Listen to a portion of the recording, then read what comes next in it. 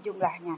Talak yang pertama itu talak 1 dan pertama kali dijatuhkan suami kepada istri. Kemudian talak 2. Talak 2 itu ada 2 artian. Bisa talak yang dijatuhkan suami kepada istrinya untuk kedua kalinya, bisa juga talak yang baru pertama kali tetapi dijatuhkan suami kepada istrinya 2 kali sekaligus. 2 ucapan sekaligus dalam satu waktu. Ada lagi talak 3. Talak yang dijatuhkan suami kepada istrinya untuk ketiga kalinya, atau tadi pertama kali tetapi untuk 3 kali sekaligus. Itu talak 3 ya.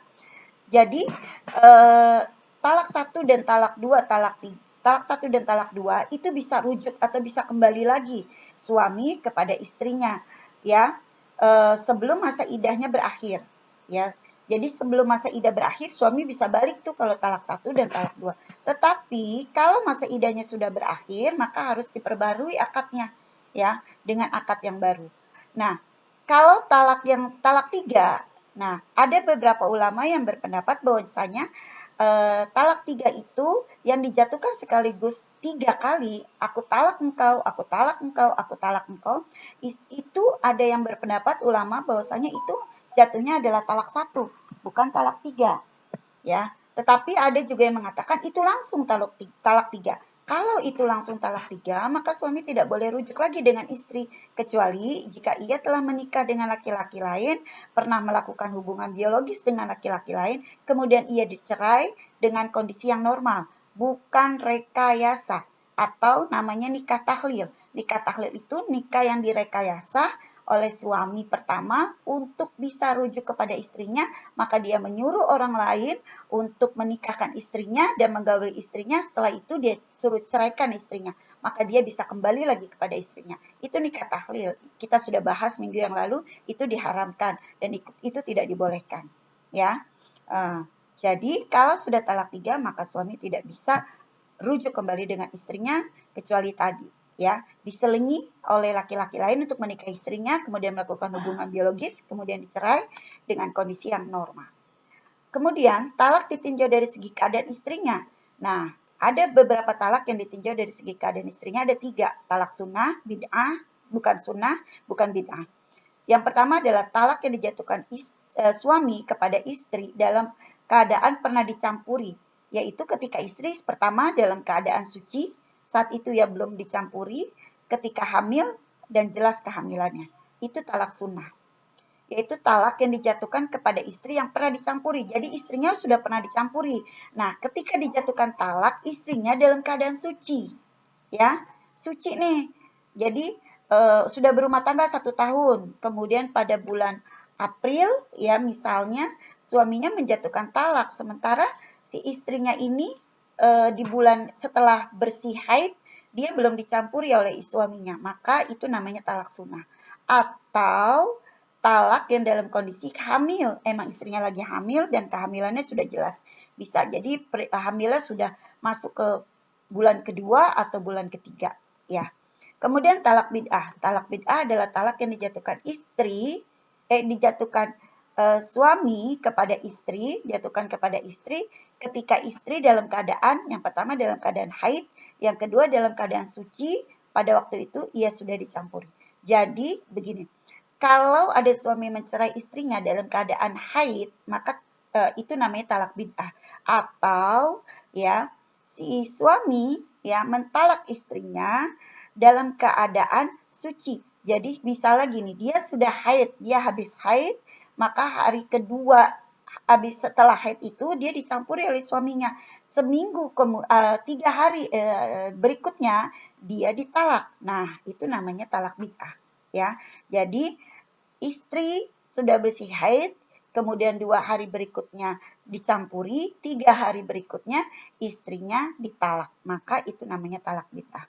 Sekarang talak bukan sunnah dan bukan bid'ah, yaitu talak yang dijatuhkan kepada istri yang belum pernah dicampuri atau istri yang belum haid. Itu istri karena masih kecil. Jadi ketika habis nikah, istrinya belum pernah dicampuri sama sekali, kemudian dia menceraikannya pada saat itu juga. Itu namanya talak sunnah dan talak bukan sunnah dan talak bukan bid'ah. Sekarang talak yang ditinjau dari boleh atau tidaknya rujuk. yang tadi dibahas di bahasan yang pertama, ada talak roj'i. Talak roj'i itu talak yang boleh dirujuk istrinya, boleh kembali kepada istrinya ya sebelum masa iddahnya berakhir. Kalau talak bain ada dua. Talak bain itu talak yang menghalangi suami untuk rujuk kepada istrinya. Ada dua talak bain itu. Ada bain kubro, ada bain sugro. Bain kubro itu talak yang suami tidak bisa mencampuri istrinya lagi atau rujuk kembali kepada istrinya kecuali ada orang lain yang menikahkan. Yang tadi saya sudah katakan, talak 3 itu talak bain kubro. Suami tidak bisa rujuk kembali kepada istrinya kecuali ada orang lain yang menikahinya, kemudian menggaulinya, kemudian menceraikannya. Itu boleh balik lagi. Sementara kalau talak bain sugro, itu talak yang menyebabkan istri tidak boleh rujuk, akan tetapi ia boleh dinikahi kembali dengan akad dan mas kawin yang baru. Dan tidak harus dinikahi terlebih dahulu oleh laki-laki lain, seperti contohnya talak 2. Talak 2 itu suaminya boleh rujuk, tetapi harus pakai akad baru, oleh mahar baru, ya. Jadi seperti menikah kembali pada awal, ya. Itu talak 2. Kemudian talak yang di sini sudah. Kemudian fasah. Apa itu fasah? Fasah juga sama. Ini memisahkan suami dan istri. Fasah ini pemisahan pernikahan yang dilakukan hakim karena ada alasan tertentu yang diajukan salah satu pihak, mau dari suami maupun dari istri. Sebab-sebab fasah ini tidak terpenuhi syarat-syarat akad nikah. Semisalnya, saudara yang menikahi wanita yang ternyata adalah seorang yang menikahi wanita ternyata adalah saudara perempuannya. Ya, misalnya ada seorang laki-laki menikahi seorang perempuan. Ternyata perempuan yang dinikahinya itu adalah saudara kandungnya.